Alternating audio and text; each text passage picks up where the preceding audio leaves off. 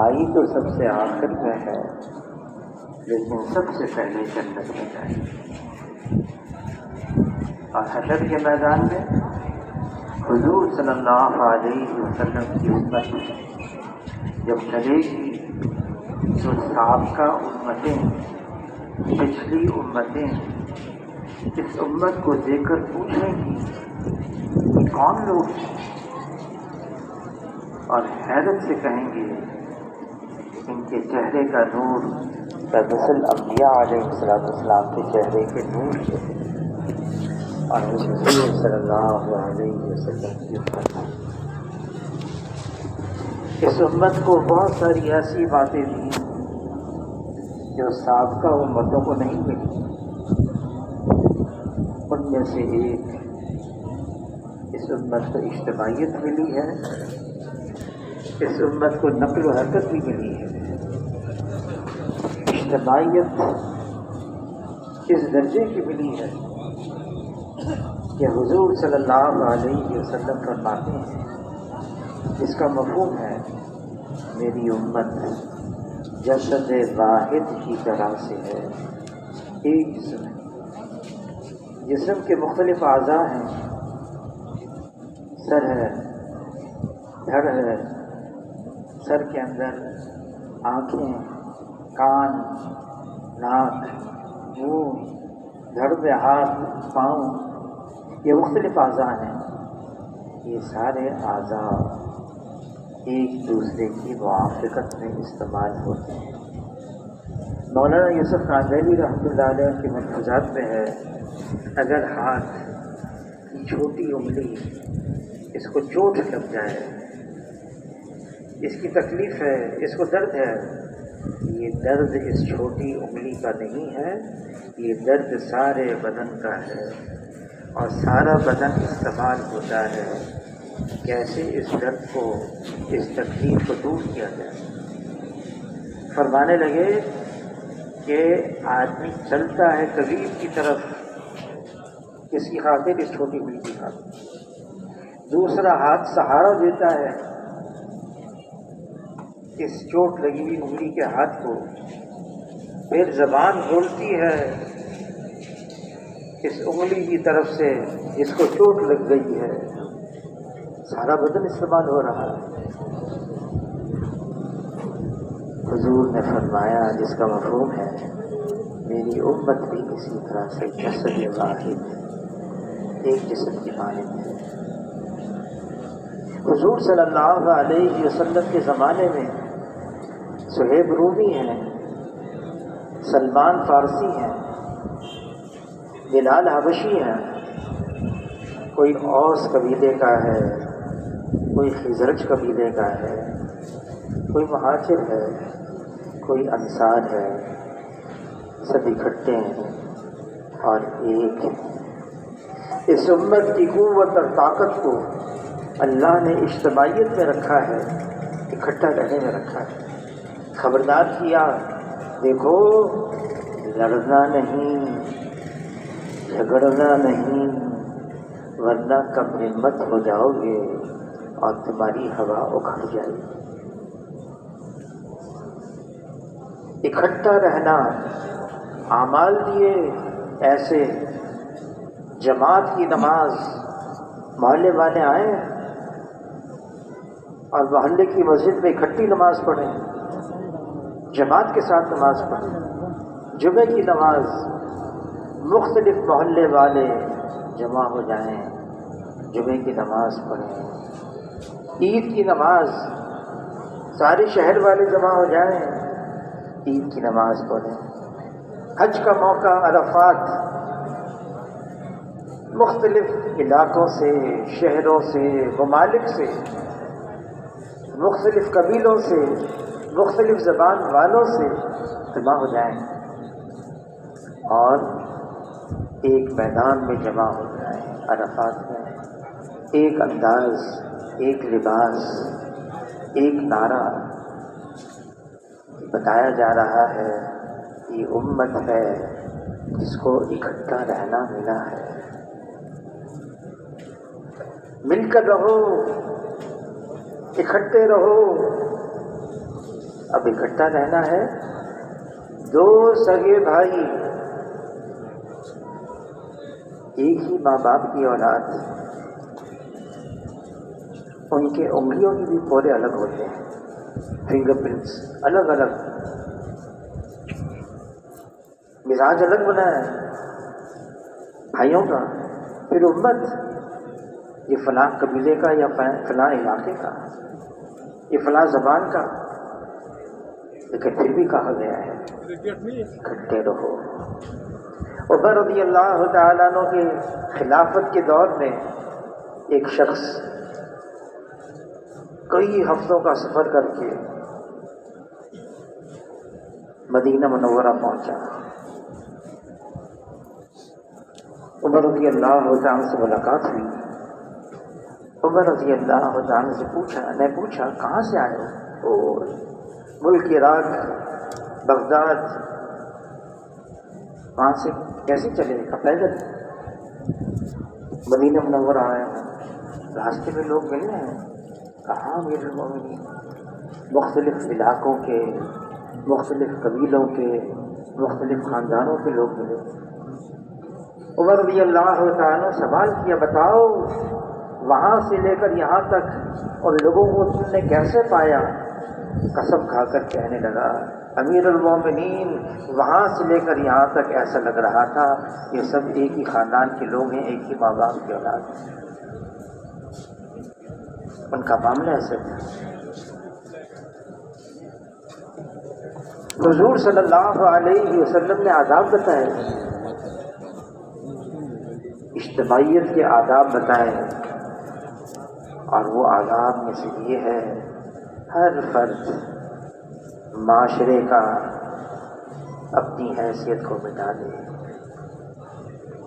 دوسرا آدمی یہ مجھ سے اچھا ہے، میں اس سے کمتر ہوں، یہ مجھ سے بہتر ہے، یہ مجھ سے اچھا ہے. فرمایا جس کا مفہوم ہے ایک مسلمان دوسرے مسلمان کا بھائی ہے، ایک مسلمان دوسرے مسلمان کا آئینہ ہے. حضور صلی اللہ علیہ وسلم نے ایسا معاشرہ قائم کیا، ہر فرد اپنی حیثیت کو مٹا رہا تھا، میں کچھ بھی نہیں. اجماع امت ہے، انبیاء علیہ الصلوۃ والسلام کے بعد اگر رتبہ اور درجہ ہے، انبیاء علیہ الصلوۃ والسلام کے بعد اگر رتبہ اور درجہ ہے، وہ ہے ابو بکر رضی اللہ تعالیٰ عنہ، جن کے بارے میں حضور صلی اللہ علیہ وسلم فرما گئے میں تمام کے احسانات کا بدلہ دے چکا ہوں، ابو بکر کے احسانات کا بدلہ اللہ تعالیٰ حشر کے میدان میں میری طرف سے خود عطا فرمائے. ابو بکر رضی اللہ تعالیٰ عنہ لیکن اپنے بارے میں دن کا ہاتھ میں لیتے ہیں، کاش ابو بکر یہ دن کا ہوتا، کاش میں مومن کے بدن کا بال ہوتا، کاش میں درخت ہوتا جو کاٹ دیا جاتا. کوئی تصنع نہیں، کوئی بناوٹ نہیں، کوئی تکلف نہیں، کوئی دکھاوا نہیں، جو دل میں ہے وہ ان کی زبان پر ہے. واقعی اپنے آپ کو یہ سمجھ رہے تھے. عمر رضی اللہ تعالیٰ عنہ جن کے بارے میں حضور صلی اللہ علیہ وسلم فرما گئے میرے بعد کوئی نبی نہیں، اگر نبی ہوتا تو عمر ہوتا. لیکن عمر رضی اللہ تعالیٰ عنہ انتقال کا وقت قریب ہے، شہادت قریب ہے، روح بدن سے نکلنے والی ہے. حذیفہ رضی اللہ تعالیٰ عنہ کو بلایا، فرمایا حذیفہ تم حضور صلی اللہ علیہ وسلم کے رازدار ہو، حضور صلی اللہ علیہ وسلم نے تمہیں تمام منافقین کے نام بتا دیے، یہ بھی فرمایا یہ نام کسی کو بتانا نہیں، میں وہ نام نہیں پوچھتا، بس اتنا بتا دو کہیں میرا نام تو اس فہرست میں نہیں ہے. کون ہے؟ عمر رضی اللہ تعالی عنہ، ایک تابعی ہیں ابی ملیکہ، فرماتے ہیں میں 30 بڑے بڑے اکابر صحابہ سے ملا ہوں اور سب کو اپنے اوپر نفاق کا ڈر گزرا ہے کہ ہم منافق تو نہیں ہیں۔ یہ کون ہے؟ صحابہ کرام، جن کی تعریف اللہ نے قرآن میں کی ہے، جن کی تعریف اللہ نے توریت میں کی ہے، جن کی تعریف اللہ نے زبور میں کی ہے، انجیل میں کی ہے۔ صحابہ کرام امت کے بہترین ہیں، لیکن اپنی حیثیت اور ہستی کو بتاتے ہیں ہم کچھ بھی نہیں۔ اور دوسروں کے بارے میں ابو بکر رضی اللہ تعالیٰ عنہ فرماتے ہیں کسی مسلمان کو حقیر نہ جانو کہ صغیر مسلمان بھی اللہ کی نگاہ میں کبیر ہے۔ عبداللہ بن عمر رضی اللہ تعالیٰ عنہ بیت اللہ کی طرف اشارہ کر کے فرما رہے ہیں اے بیت اللہ، تمہاری عظمت، تمہاری حرمت سے میں واقف ہوں، میں جانتا ہوں، لیکن بتا دو ایک مسلمان، اس کی عظمت، اس کی حرمت تم سے عظیم تر ہے، ایک مسلمان بھاگ چنتی ہے۔ ہوتا کیا ہے، کسی سے کوئی غلطی ہو جاتی ہے، کوئی کوتاہی ہو جاتی ہے، کوئی لغزش ہو جاتی ہے، گناہ ہو جاتا ہے، بس اس نے تو یہ کیا ہے، اس نے یہ کیا ہے، وہ تو ہمارا عکس نظر آ رہا ہے۔ فرمایا ایک مسلمان دوسرے مسلمان کا آئینہ ہے، اگر نظر بھی آ گئی کسی کی غلطی، حضور صلی اللہ علیہ وسلم کی تعلیمات میں ہے، چھپاؤ، اس کی تشہیر مت کرو، لوگوں کے سامنے اس کی غلطی بیان مت کرو، پردہ پوشی کرو۔ اگر کسی کی پردہ دری کر دی، اس کے عیب کھول دیے، حدیث پاک کا مفہوم ہے پھر اللہ تعالیٰ تمہاری پردہ دری کر دیں۔ گھر بیٹھے بند کمرہ ہے، اللہ رسوا کر دیں گے، اللہ ہم سب کی حفاظت کرتا ہے۔ غلطیاں تو ہم سب کرتے ہیں، کون ہے جو غلطی نہیں کرتا ہے؟ کل بنی آدم خطاؤن، ساری غلطی کرتے ہیں، لیکن چھپاؤ، صرف نظر کرو، لوگوں کے سامنے بیان نہ کرو۔ اگر پیٹھ پیچھے کسی کی برائی بیان کر دی، فرمایا یہ غیبت ہے، اور غیبت اشد من الزنا ہے۔ عرض کیا اللہ کے رسول، اگر واقعی اس کے اندر وہ خامی ہو اور پھر ہم اس کی پیٹھ پیچھے بیان کر دیں، وہ تو ہے اس کے اندر، فرمایا اسی کو غیبت کہتے ہیں، ورنہ بہتان ہے، الزام ہے۔ کوئی غیبت کر رہا ہے، حکم کیا ہے، تعلیم کیا ہے حضور صلی اللہ علیہ وسلم کی؟ مت سنو، مزے لے رہے ہیں، کوئی غیبت کر رہا ہے، فرمایا غیبت کرنے والا، غیبت سننے والا دونوں گناہوں میں برابر کے شریک ہیں۔ یہ ساری باتیں کیوں ہیں؟ دل نہ پھٹیں، دل جڑے رہیں، ہم اکٹھے رہیں، ہم ایک ہیں، یہ امت ہے۔ اگر ایک مسلمان ہے بالکل مشرق، فجی جزیرہ ہے، فجی ایک مسلمان ہے، اور بالکل مغرب میں چلی ملک ہے، وہاں ایک مسلمان ہے، سب ایک ہے۔ اور مسلمانوں کا معاملہ اللہ نے ہمیں بھی ایسا رکھا ہے، اجتماعی رکھا ہے معاملہ۔ اگر ایک مسلمان فجی میں برا کرتا ہے، بھلا کرتا ہے، اس کے اثرات ساری امت پر پڑتے ہیں۔ ایک مسلمان چلی ملک میں ہے، برا کرتا ہے، بھلا کرتا ہے، اس کے اثرات ساری امت پر پڑتے ہیں۔ حضور صلی اللہ علیہ وسلم باہر تشریف لائے بتانے کے لیے شب قدر کی کون سی رات ہے، تعین کے ساتھ بتانے کے لیے، لیکن فرمایا دو مسلمان آپس میں لڑ رہے تھے، جھگڑ رہے تھے، اس سے منادی ہوئی اب اس کو تلاش کرو، رمضان کے آخری ایک شہری کا کرا لڑ رہے تھے دو، ساری امت متاثر ہو گئی، ساری امت اس دنیا کے کسی بھی خطے میں اگر مسلمان ہے، اگر وہ پریشان ہے، اگر اس پر کوئی مشکل آ گئی، کوئی مصیبت آ گئی، وہ مشکل مصیبت اس کی نہیں، وہ میری ہے، وہ ہماری ہے۔ اس کے لیے بے چین ہو جانا، فرمایا جس کو امت کے حال کی کوئی پرواہ نہیں وہ ہم میں سے نہیں ہے۔ یہ امت ہے، اس کو اجتماعیت ملی ہے۔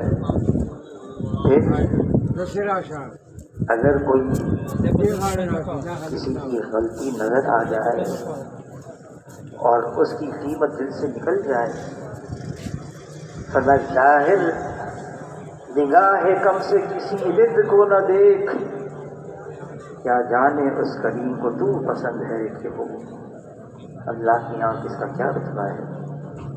حضور صلی اللہ علیہ وسلم کے پاس ایک جوان صحابی آئے، معاذ اسلمی رضی اللہ تعالیٰ عنہ، عرض کیا ہے اللہ کے رسول مجھ سے غلطی ہو گئی، گناہ ہو گیا۔ حضور صلی اللہ علیہ وسلم نے فرمایا نہیں، تم نے تو صرف اس کو دیکھا ہے، نہیں زنا ہو گیا، نہیں تم نے اس کو ہاتھ لگایا، نہیں اللہ کے رسول ہو گیا، چار مواقع دیے، تم نے یوں کیا، تم نے یوں کیا، تم نے یوں کیا، اس نے اصرار کیا نہیں اللہ کے رسول ہو گیا۔ فرمایا جس کا مفہوم ہے سزا جانتے ہو، اس لیے آیا ہوں، دنیا میں اللہ مجھے سمجھا دے، آخرت میں مجھ سے کوئی پوچھ نہ ہو اور اللہ مجھے معاف کر دے۔ سنسار کا حکم ہو گیا، شریعت کا حکم، انتقال ہو گیا، دفنا دیا جنت البقیع اس کے کنارے پر۔ کسی موقع پر حضور صلی اللہ علیہ وسلم اپنے صحابہ کے ساتھ وہاں پر گزر رہے تھے، جو نے قبر پہچان لی، زور زور سے یہ تو وہی ہے، یہ تو وہی ہے، اتنی بڑی موت مرا اور پتہ نہیں کیا کیا کہا۔ حضور نے سنا، حضور صلی اللہ علیہ وسلم کی ایک عادت شریفہ تھی، کوئی غلطی کرتا نا اس موقع پر اس کو نہیں ٹوکتے بلکہ موقع تلاش کرتے۔ آگے گئے، باقی پوری ہو گئی، آگے جنگل، صحابہ کرام ساتھ ہیں، ایک مرا ہوا گھڑا، اس میں ہوا بھر گئی تھی، دو ٹانگیں اوپر ہو گئی تھی، پیٹ پھول گیا۔ حضور صلی اللہ علیہ وسلم نے فرمایا جس کا مفہوم ہے وہ کہاں ہے دو، بلاؤ ان کو۔ ان دو کو بلایا گیا، فرمایا اس مرے ہوئے گدھے کا گوشت کھاؤ۔ عرض کیا اللہ کے رسول ہم سے کیا غلطی ہے؟ فرمایا تم نے اس کے بارے میں یہی بولا، یہی الفاظ ادا کیے۔ فرمایا رب کعبہ کی قسم میں معاذ اسلمی کو جنت کی نہر میں نہاتا ہوا دیکھ رہا ہوں، وہ جنت میں پہنچ گیا۔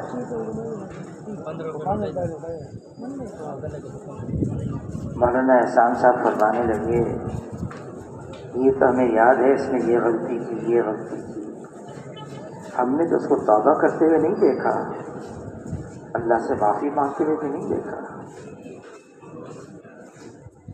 اگر کوئی غلطی بھی کرے اس کے ساتھ کیا معاملہ کرنا چاہیے؟ ایک دیہاتی بدو مسجد نبوی میں آ گیا، مسجد نبوی حضور کے زمانے میں کچی ستون کھجور کے درخت کے چھت کھجور کے درخت کے پتوں سے، زمین بالکل کچی، فرش کچا، ایک حصہ مسجد نبوی کا چھتا ہوا تھا اور ایک حصہ مسجد نبوی کا چھتا ہوا نہیں تھا، صحن تھا، زمین کچی تھی، مٹی، بدو آ گیا صحابی، دیہاتی، سیدھے سادے ہوتے ہیں دیہاتی لوگ، اور وہ دیہاتی آ کے مسجد کے کسی کنارے پر پیشاب کرنے لگا۔ صحابہ کرام دوڑے، مسجد نبوی میں پیشاب، مسجد نبوی کے حدود کے اندر، صحابہ دوڑے، حضور نے منع کیا، ٹھہر جاؤ ٹھہر جاؤ، تکلیف ہوگی، اس کو پیشاب کرنے دو۔ وہ پیشاب سے فارغ ہو گیا، بلایا اس کو، کہاں سے آئے وہ؟ فلاں دیہات گاؤں سے۔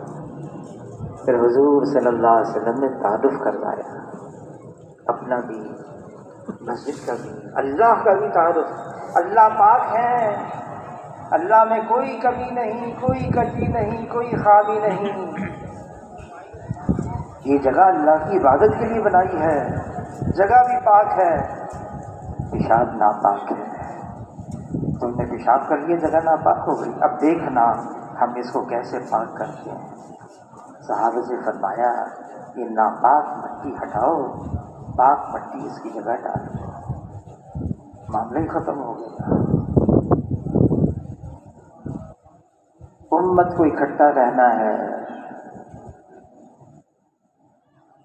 یہ تو مولانا یوسف کاندھیلی رحمۃ اللہ علیہ فرمانے لگے، یہ تو باطل قوتوں نے امت کو توڑا ہے، پھر تو ہم نے کٹی کٹائی امت کو کاٹا ہے۔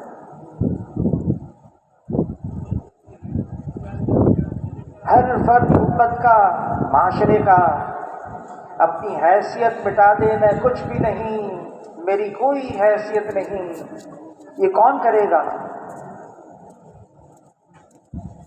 یہ وہ کرے گا جس کے اندر اللہ کی معرفت کھلی ہوئی ہوگی۔ بڑائی صرف اللہ کے لیے ہے، بڑائی اللہ کا حق ہے، بڑائی اللہ کی صفت ہے۔ اللہ اکبر، حدیث میں آتا ہے، اس میں اللہ سے تقابل مقابلہ مت کرو، بڑائی اللہ کی چادر ہے، اس کو مت کھینچو ورنہ اللہ پاش پاش کر دے۔ لا الہ الا اللہ، یہ کلمہ معرفت ہے جس کے ذریعے سے اللہ کو پہچانا جا سکتا ہے۔ لا الہ الا اللہ، یہ وہ کلمہ ہے جس میں لا پہلے ہے، نفی پہلے ہے، انکار پہلے ہے۔ لا، اللہ کے علاوہ جو کچھ ہے وہ اللہ کا غیر ہے، وہ اللہ کا ما سوا ہے، وہ اللہ کا سوا ہے، اور جو اللہ کا غیر ہے وہ اللہ کے بغیر کچھ کر نہیں سکتا ہے۔ یہ کائنات اللہ کی ہے، اس کو اللہ نے بنایا ہے۔ یہ دنیا کیسے بنائی؟ زمین کو اللہ نے بنایا، اس کو بچھا دیا، پھر پہاڑوں کو اس پر گاڑ دیا، سمندروں کو چیر دیا، آسمانوں کو بغیر ستون کے بلند کیا، بادل سے بارش کو برسایا، زمین سے کھیتی کو اگایا، دن اور رات کا ایک نظام چلایا۔ اگر تا قیامت رات کا اندھیرا ہوتا، اللہ کے علاوہ کون جو دن کا اجالا لے آئے؟ اور اگر تا قیامت دن کا اجالا ہوتا تو اللہ کے علاوہ کون جو رات کا اندھیرا لے آئے؟ ایک پتا بھی اس دنیا میں اللہ کے حکم کے بغیر ہل نہیں سکتا ہے۔ یہاں جو کچھ ہے اللہ کی طرف سے ہے، اللہ کر رہے ہیں اور اللہ ہی سے ہوتا ہے۔ مخلوق تو اللہ نے اس کو بنایا ہے، بنی بھی ہے، بنانے والے اللہ ہیں۔ جو بنی ہوئی ہے مخلوق، جیسے وجود میں آنے کے لیے اللہ کی محتاج، ایسے ہی استعمال ہونے میں بھی اللہ کی محتاج۔ سب اللہ کے محتاج ہیں، اور اللہ تعالیٰ اپنے کرنے میں کسی مخلوق کی کوئی بھی احتیاج کسی وقت بھی نہیں رکھتے۔ مخلوق ظاہری شکل میں بڑی طاقتور ہے نظر آ رہی ہے، مخلوق ظاہری شکل میں بڑی زوراور نظر آ رہی ہے، مخلوق ظاہری شکل میں بڑی فوجدار نظر آ رہی ہے، قداور۔ مخلوق مخلوق ہے اور اللہ کے سامنے اس کی کوئی حیثیت نہیں ہے۔ جو مخلوق چاہے گی وہ نہیں ہوگا، مخلوق کا چاہنا محض چاہنا ہے اور اللہ کا چاہنا ہو جانا ہے، اور اللہ کی چاہت ہر چیز پر غالب ہے۔ کائنات کا ذرہ ذرہ اللہ کے حکم میں جکڑا ہوا ہے۔ انسان اس کو بنایا ہے اشرف المخلوقات، تمام مخلوقات میں افضل اعلیٰ اشرف یہ انسان، لیکن انسانوں کے بارے میں اللہ فرما رہے ہیں اے انسانوں تم سارے کے سارے محتاج ہو، فقیر ہو، غنی تو اللہ کی ذات ہے جو سب کو دے رہا ہے، غنی اللہ ہے۔ ہوتا کیا ہے؟ انسان دھوکے میں آ جاتا ہے، میری قوت ہے، میری طاقت ہے، میری فوج ہے، میرے پاس مال ہے، یہ ملک میرا ہے، فرعون یہ ملک میرا ہے، کھیتیاں میری ہیں، باغات میرے، محلات میرے ہیں۔ دھوکے میں آ کر کیا کہا؟ انا ربکم الاعلی، میں سب سے بڑا رب ہوں۔ فوراً نہیں پکڑا اللہ نے، ڈھیل دی، اللہ کی طرف سے ڈھیل آتی ہے، لیکن جب پکڑ آتی نا، پکڑ کی اللہ کی بڑی سخت ہے۔ جب پکڑ آ گئی، چند ڈبکیاں پانی میں، ہوش ٹھکانے آ گئے فرعون کے۔ اب میں ایمان لایا موسیٰ اور ہارون کے رب پر، میں ایمان لایا رب العالمین پر۔ بہت دیر ہو گئی، اب تو دنیا ہٹ گئی اور آخرت سامنے آ گئی۔ دھوکے میں آ جاتا ہے انسان دنیا کے اعتبار سے، یہ دھوکے کا گھر ہے۔ حضور صلی اللہ علیہ وسلم فرما رہے ہیں یہ دنیا دار الغرور ہے، دھوکے کا گھر ہے۔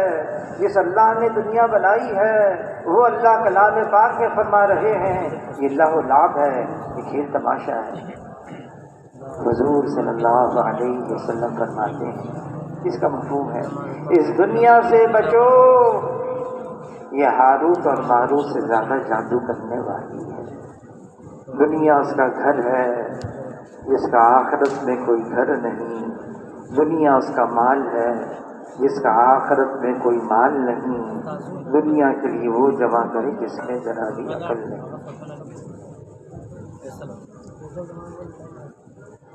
افتراء توڑ کی بنیاد کیا ہے؟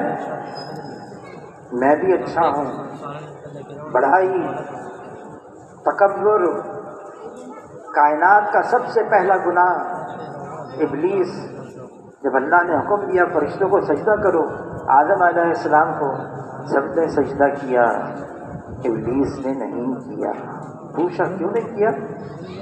میں اچھا ہوں، میں بہتر ہوں۔ خلقتنی من نار وخلقتہ من طین، مجھے بنایا آگ سے، اس کو بنایا مٹی سے، میں اچھا ہوں۔ اللہ نے وجہ بتائی، یہ کافروں میں شمار ہو گئے، کیوں؟ واستکبر، اس نے تکبر کیا۔ حضور صلی اللہ علیہ وسلم فرماتے اس کا مفہوم ہے اگر رائے کے دانے کے برابر بھی بڑائی آ گئی، کبر آ گیا، رائے کے دانے کے برابر، جنت تو دور کی بات ہے، یہ جنت کی خوشبو بھی نہیں سونگھے گا۔ بڑائی کس بات کی؟ ہماری کیا حیثیت ہے؟ منہا خلقناکم، اللہ فرما رہے ہیں تم تو مٹی سے ہو، مٹی میں جاؤ گے اور مٹی سے ہی اٹھو گے۔ ہم تو مٹی ہیں، ہماری کیا حیثیت ہے؟ آج آدمی اترا رہا ہے یہ ہے یہ ہے، وہ تو موت آنے والی ہے، پھر تو میت ہے، پھر تو مٹی ہے، قبر میں ڈال دی جائے گی۔ بڑائی صرف اللہ کے لیے ہے۔ فرمایا کبر، بڑائی، میں بڑا ہوں، میں اچھا ہوں۔ بڑائی کیسے آ جاتی ہے؟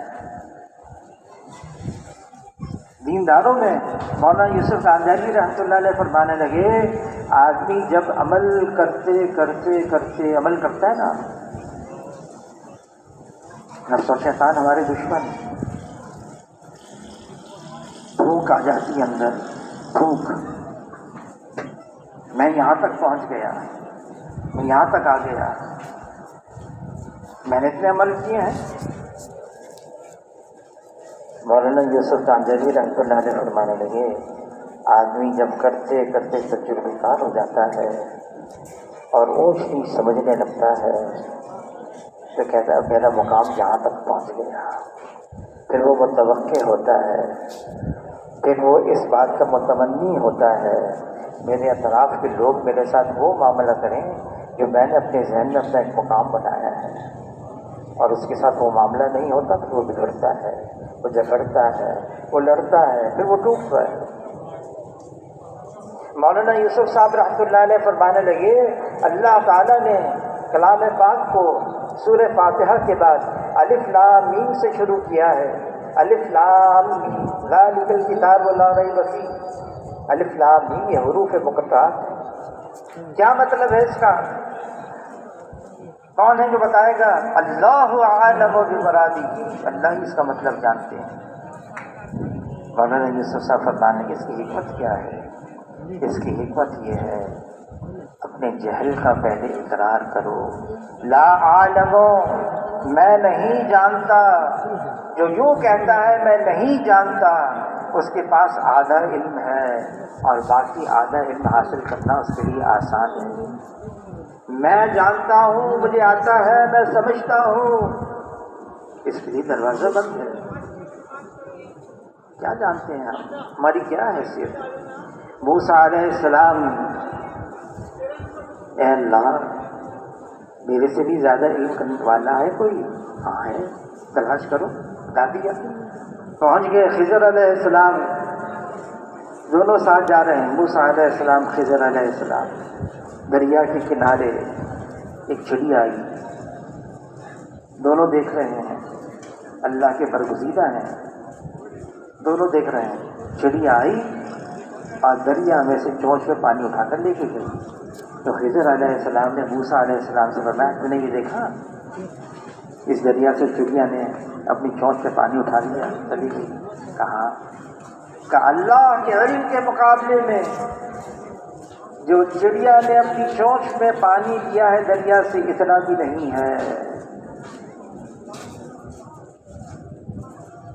میں نہیں جانتا، مجھے نہیں آتا، اور یہ حقیقت ہے، یہ حقیقت ہے۔ حضور صلی اللہ علیہ وسلم نے ایسا معاشرہ قائم کیا، سب اکٹھے تھے۔ ہاں اختلاف رائے ہو سکتی ہے، اس میں نہیں تھی، اختلاف رائے ہر ایک کے اندر ہوتی ہے۔ حضور صلی اللہ علیہ وسلم خندق سے واپس آئے، تھکے ہوئے، خندق ہوتی وہاں پر، بھوک کا عالم ہے، پیٹ پر پتھر باندھے ہوئے ہیں، سخت سردی ہے اور تن ڈھانپنے کے لیے کپڑا بھی نہیں ہے۔ حضور صلی اللہ علیہ وسلم بہت نفیس طبیعت تشریف لائے، سب سے پہلا کام غسل کیا، کپڑے تبدیل کیے، جبرائیل علیہ السلام آ گئے، اے اللہ کے رسول آپ نے غسل بھی فرمایا، کپڑے بھی تبدیل کر دیے، اللہ کا کیا حکم ہے؟ حضور نے پوچھا، جبرائیل علیہ السلام نے فرمایا اللہ کا حکم یہ ہے بنو قریظہ کی طرف جانا ہے۔ حضور صلی اللہ علیہ وسلم جلدی سے باہر آئے، جلدی سے اعلان کیا کوئی عصر کی نماز نہ پڑھے جب تک بنو قریظہ نہ پہنچے۔ صحابہ کرام حیران، اللہ کا رسول کیا ہوا؟ جبرائیل علیہ السلام آئے، حکم دیا بنو قریظہ جانا، یہودی کی بستی، انہوں نے بغاوت کی، عہد شکنی کی، وہاں جانا ہے، اثر وہاں پڑھنا۔ اے اللہ کے رسول کچھ مشورہ کر لیا۔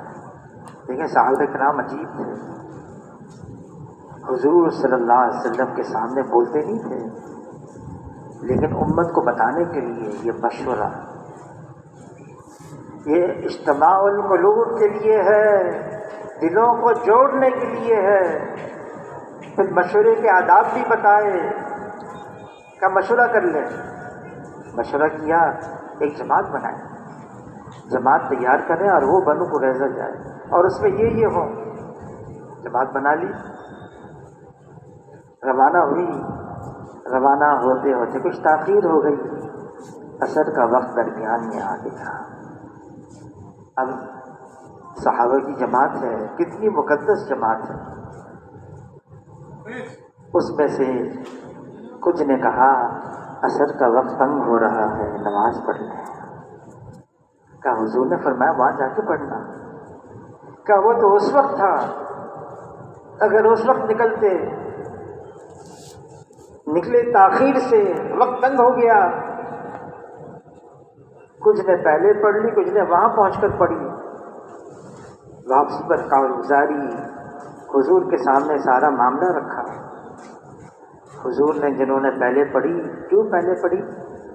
اے اللہ کے رسول، آپ ہی نے تو یہ حکم سنایا ہے، اصل میں تاخیر ہو گئی، اگر خدا نہ خواستہ قضا ہو گئی اللہ ناراض ہو جائیں گے، اس لیے ہم نے پہلے پڑھ لی۔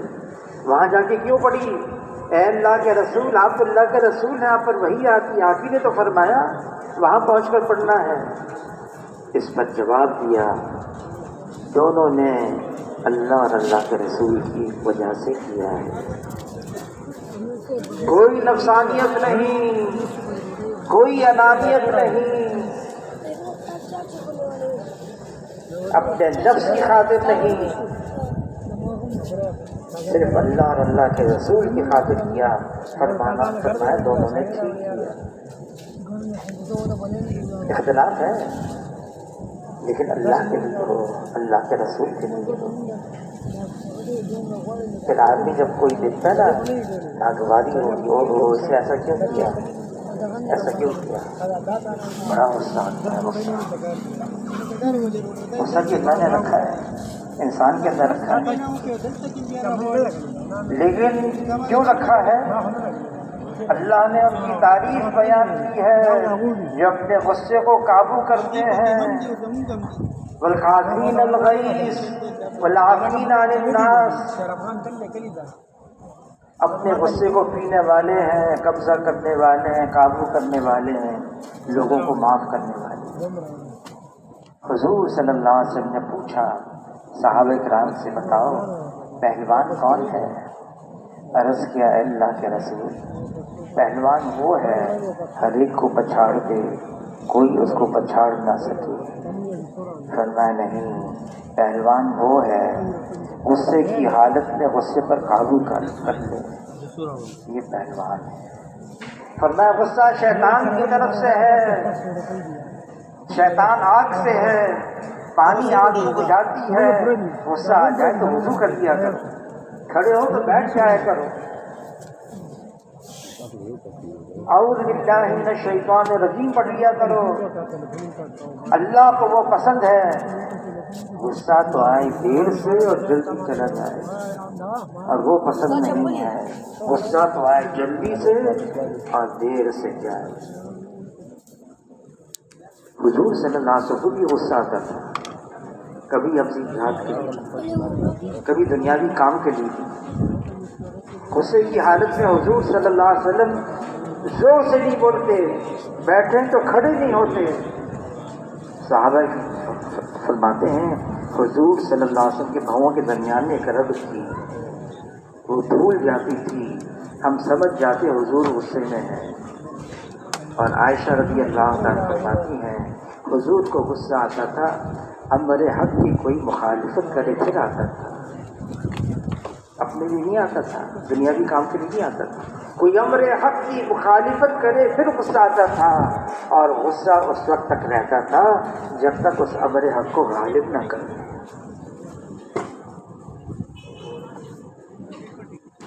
امام جوزی رحمۃ اللہ علیہ نے ایک کتاب لکھی ہے 600 ہجری میں، تلبیس ابلیس، اس میں لکھا ہے 2 چیزیں ایسی ہیں اگر انسان ان کو قابو نہ کرے.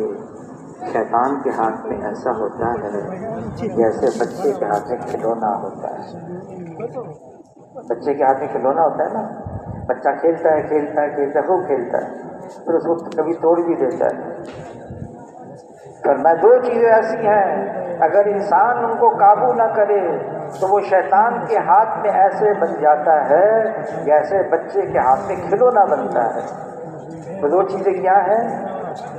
امام دوسی رحمۃ اللہ نے لکھا ہے ایک شہوت ہے اور دوسرا غصہ ہے. دوسرا غصہ ہے. اللہ تعالیٰ نے کلام پاک میں فرمایا ہے لمن صبر وغفر ان ذلک لمن عزم الامور.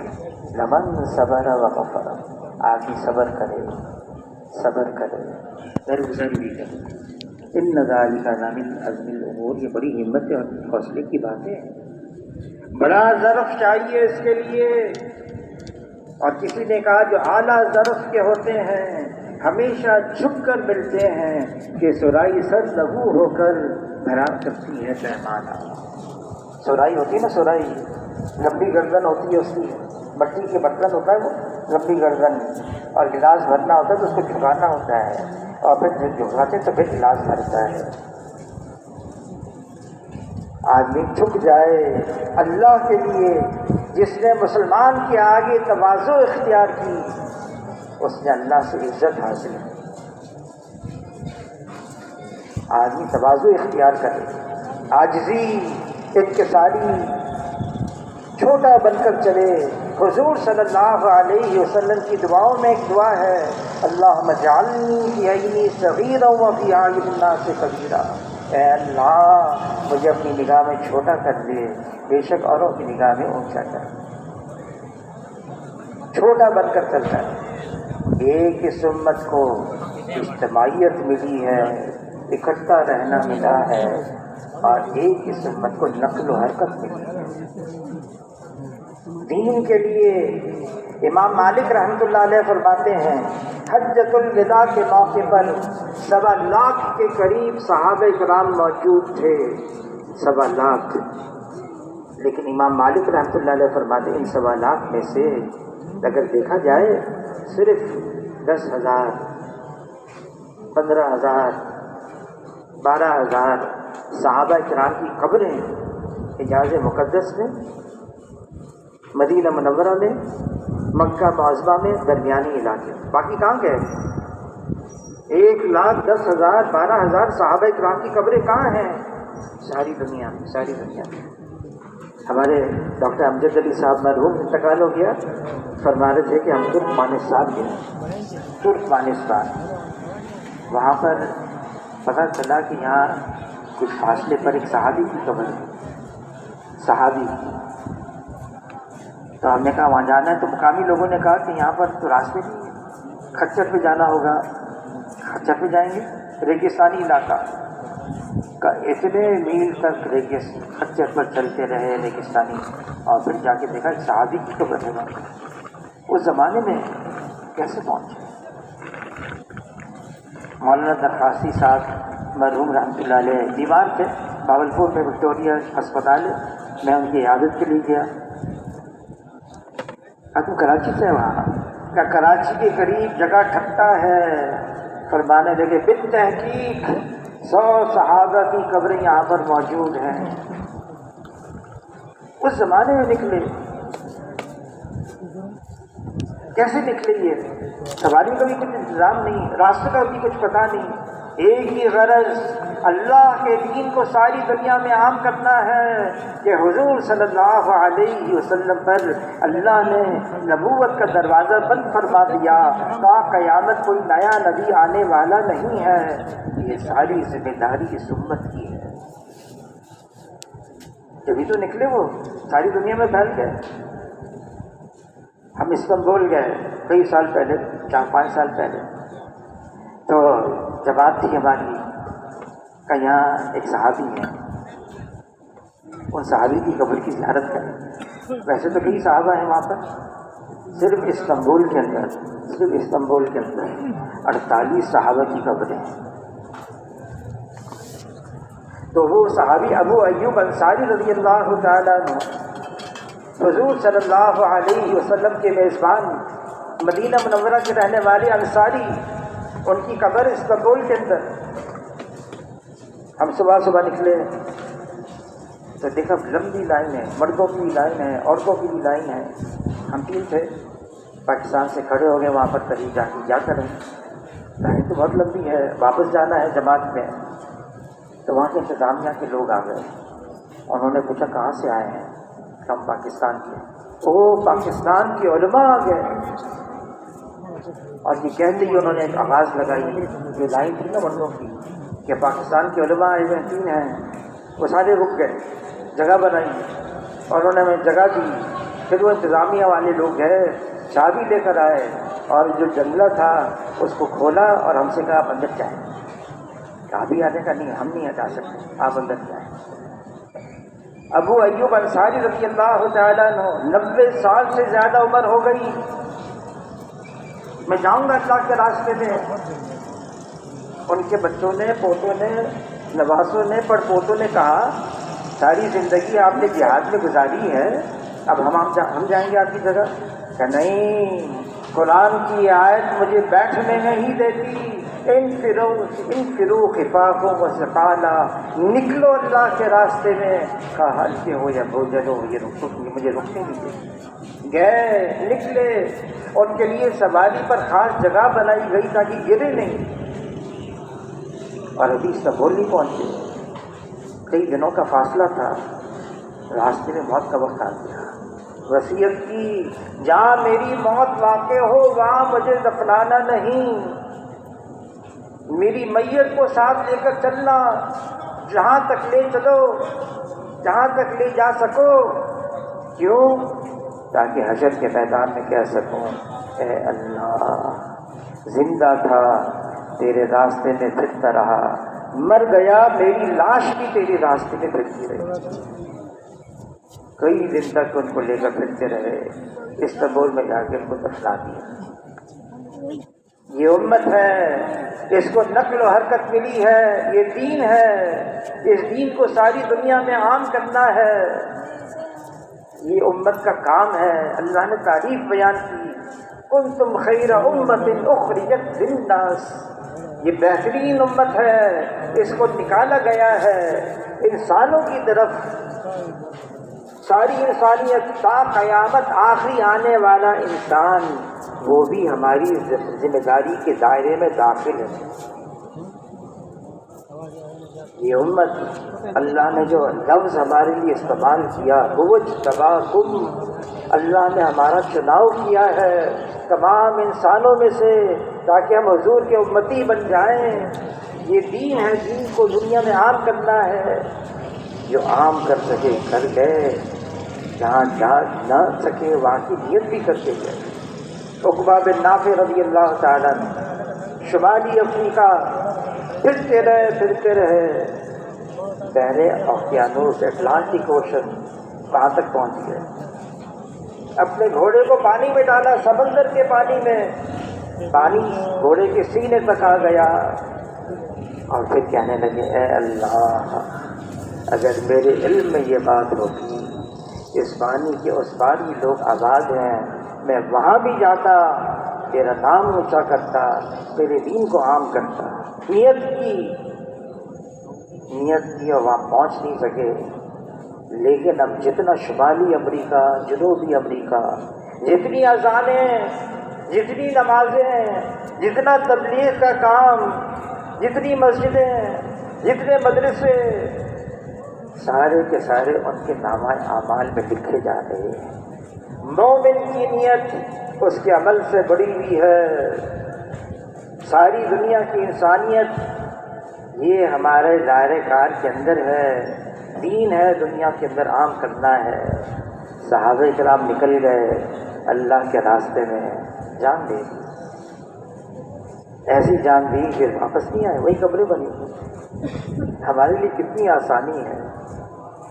شیخ الحدیث مولانا زکریا صاحب رحمۃ اللہ علیہ نے لکھا ہے، اگر اس زمانے کے مسلمان 10واں حصہ کرنے 10% صحابہ کرام کا، اللہ ہمارے ساتھ وہ معاملہ کرے جو اللہ نے صحابہ کرام کے ساتھ کیا۔ وہ تو جان دینے کے لیے نکلے تھے، وہ نکلتے تھے واپس آنے کے لیے نہیں۔ انہوں نے ایسی محنت کی ہم اندازہ نہیں لگا سکتے۔ افریقہ کے اندر جنگلی جانور جنگلوں میں گئے وہ، اور اس زمانے میں وہاں کے لوگ کپڑے بھی نہیں پہنتے تھے۔ صحابہ کرام فرماتے ہیں کہ ہمارے لیے سب سے زیادہ مجاہدے کی بات یہ ہوتی تھی ہم اپنی نگاہوں کی حفاظت کریں۔ کیا ہے وہ نکل گئے، ہم تھوڑے وقت کے، یہ دین ہے، ہمارے دین کی بنیاد مجاہدہ، مشقت، قربانی ہے، اور یہ اللہ پر اعتماد کی بنیاد ہے۔ ہم اللہ پر اعتماد کریں، بھروسہ کریں، توکل کریں، بڑی مضبوط بنیاد ہے یہ اللہ پر اعتماد کرنا۔ اور اللہ تعالیٰ کلام پاک میں فرما رہے ہیں الیس اللہ بکاف عبدا، کیا میں کافی نہیں ہوں؟ اللہ ہمارے لیے کافی۔ ظاہری اسباب ٹھیک ہے، دنیا دار الاسباب ہے، ہمیں کہا بھی گیا ہے سبب کو اختیار کرو، لیکن مسبب الاسباب اللہ ہے۔ کسی سبب کے پابند نہیں، اللہ کو کسی سبب کی ضرورت نہیں، اللہ کو کسی سبب کی احتیاج نہیں ہے۔ اللہ کرتے ہیں اپنی قدرت سے کرتے ہیں۔ اللہ پر اعتماد، بھروسہ، آدمی اللہ کے راستے میں نکلے جائے، نکلنا ضروری ہے۔ یہ خروج یہ امت کو دیا گیا ہے اللہ کے دین کے لیے، اور نکلے، سارا دین دنیا میں عام ہو گیا۔ ایسا دھکا دیا اس امت کی گاڑی کو صحابہ کرام نے، اب تک گاڑی چل رہی ہے۔ یہ صحابہ کرام کے دھکے کی وجہ سے چل رہی گاڑی۔ ہمیں تو تھوڑی سی قربانی لینی ہے، اوقات کی، جان کی، مال کی۔ حضور صلی اللہ علیہ وسلم نے جب اپنے سارے سب سے زیادہ قریب تھے ان کو اللہ کے راستے میں بھیجا۔ زید بن حارثہ وہ بولا بیٹا، جعفر بن ابی طالب اللہ کے راستے میں، سب کو بھیجا اللہ کے راستے میں۔ اور کیسے بھیجا بتا بھی دیا، دیکھو تم شہید ہو گئے، اللہ کے راستے میں جان دے دو گے، واپس نہیں آؤ گے، ان کو بتا بھی دیا۔ لیکن وہ تو تمنا کرتے تھے۔ ایک صحابی ہیں حبیب بن زید رضی اللہ تعالیٰ، جو مسلمہ کذاب کے مقابلے میں گئے تو وہ کہنے لگے ہم تو شہادت کی تمنا کرتے جب جیسے اٹھتے ہیں اے اللہ اپنے راستے کی موت عطا کرو۔ نعمان بن مقرن رضی اللہ تعالیٰ عنہ سپہ سالار ہیں، ساتھیوں سے کہہ رہے ہیں وہاں سے دشمن کی طرف سے جب تیر نیزے برسنے لگے تو یہاں سے تقاضا ہوا آپ ہی شروع کریں؟ نہیں، میں اس گھڑی کو پہچانتا ہوں جس گھڑی میں اللہ کی رحمت نازل ہوتی ہے۔ پھر وقفے کے بعد کہنا ہے میں 3 تکبیر کہوں گا، پہلی تکبیر پر وضو کر لینا، دوسری تکبیر پر ہتھیار سنبھالنا، اور تیسری تکبیر پر حملہ کرنا۔ پہلی تکبیر، دوسری تکبیر، اب تیسری تکبیر تو کہیں کہ تیسری تکبیر سے پہلے میں ایک دعا مانگوں گا، اور میں قسم ڈالتا ہوں سب پر میری دعا پر آمین کہنا۔ دعا کیا مانگی؟ اے اللہ غلبہ عطا فرما نعمان کی شہادت کے ساتھ۔ چیخ نکل گئی، آمین قسم ڈالی تھی، آمین کہہ دی، مسلمان کو غلبہ ہوا اور نعمان شہید ہو گیا۔ جان دینے کا جذبہ۔ حاجی صاحب حاجی عبدالوہاب صاحب نے مولانا یوسف صاحب رحمۃ اللہ علیہ سے پوچھا بھئی اس تبلیغ سے آپ چاہتے کیا ہیں؟ کہ اللہ کے راستے میں جان دے دینا، اللہ کے لیے جان دے دینا۔ تو حاجی صاحب فرمانے لگے مولانا یوسف صاحب سے میں تو کمزور آدمی ہوں، بزدل آدمی ہوں، مجھے تو ڈر لگتا ہے۔ تو میں سمجھو اللہ کے لیے اللہ کے راستے میں جان دینا کیا ہے؟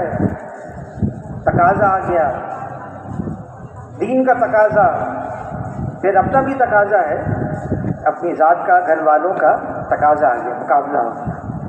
تو فرمایا مولانا یوسف صاحب نے رحمۃ اللہ علیہ اپنے تقاضے کو، اپنی ذات کے، اپنے گھر والوں کے تقاضے کو نیچے رکھنا اور دین کے تقاضے کو اوپر رکھنا، یہ اللہ پر جان دینا ہے۔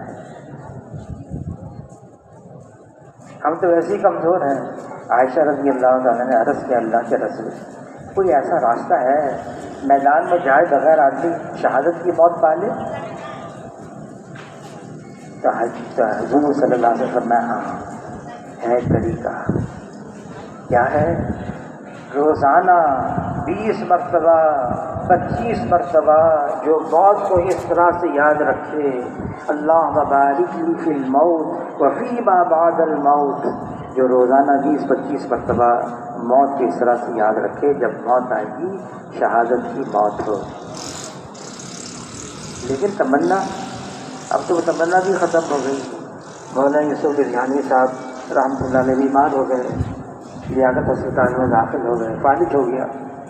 ان کی عیادت کے لیے گئے، فرمانے لگے میں بستر پر مرنا نہیں چاہتا، میں تو ایسی موت چاہتا ہوں خون کا فوارہ چھوٹے اور اللہ پر جان دے دو۔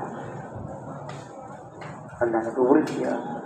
عمر رضی اللہ تعالیٰ عنہ دعا مانگ رہے ہیں، اللہ مجھے تو شہادت کی موت چاہیے لیکن مدینے میں چاہیے، شہادت کی موت ہو مدینے میں۔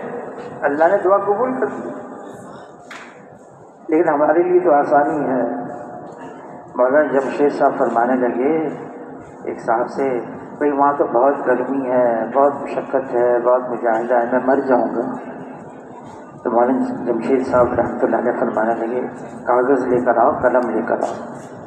وہ لے کر آ گئے بیچارے، سیدھے سادے آدمی، لکھو میری طرف سے، میں جمشید خان یہ لکھواتا ہوں، موت اس وقت آئے گی جب اللہ کا حکم ہوگا۔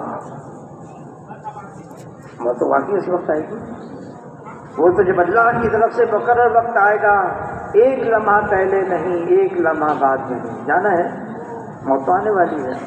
اللہ کے راستے میں جانا، نکلنا، شہادت کی تمنا کرنا تو سنت ہے۔ مفتی جناب الدین صاحب رحمۃ اللہ علیہ فرمانے لگے، حضور صلی اللہ علیہ وسلم فرمانے لگے، جس کا مفہوم ہے میں اللہ کے راستے میں نکلوں، پھر شہید کیے جاؤں، پھر زندہ کیے جاؤں، پھر شہید کیے جاؤں، پھر زندہ کیے جاؤں، پھر شہید کیے جاؤں۔ مفتی جناب الدین صاحب رحمۃ اللہ علیہ فرمانے لگے اس حدیث کو حضور نے شہادت پر ختم کیا ہے، میں زندہ کیا جاؤں پھر شہید کیا جاؤں۔ لیکن وہ تو بہت ہی خوش قسمت والے ہوتے ہیں جن کو اللہ کے راستے کی شہادت ملتی ہے۔ خالد بن ولید رضی اللہ تعالیٰ عنہ فرمانے لگے میں ہر دفعہ گیا اس تمنا لے کر گیا، اس تمنا کو اللہ کے راستے میں جان دے دوں گا، لیکن میری قسمت میں شہادت اللہ کے راستے کی نہیں تھی، میں تو بستر پر ہی جان دے رہا ہوں۔ ہمارے لیے تو آسانی ہے، کتنے وقت کے لیے جانا ہے؟ 4 مہینے کے لیے، 40 دن کے لیے، 7 مہینے کے لیے، سال کے لیے اللہ کے راستے میں، پھر واپس آ جانا، اپنے اپنے محلے میں آ کر محنت کرنی، مشقت، مجاہدہ، قربانی، اپنی اپنی مسجد کے اندر جماعتیں تیار کرنی ہیں۔ تو اس کے لیے فرمائیں کون کون ساتھی 4 مہینے کے لیے تیار ہیں؟ فرمائیں جی اس کے لیے نام لکھائیں اپنا۔ ماشاء اللہ ہمت کرے بھائی، ماشاء اللہ۔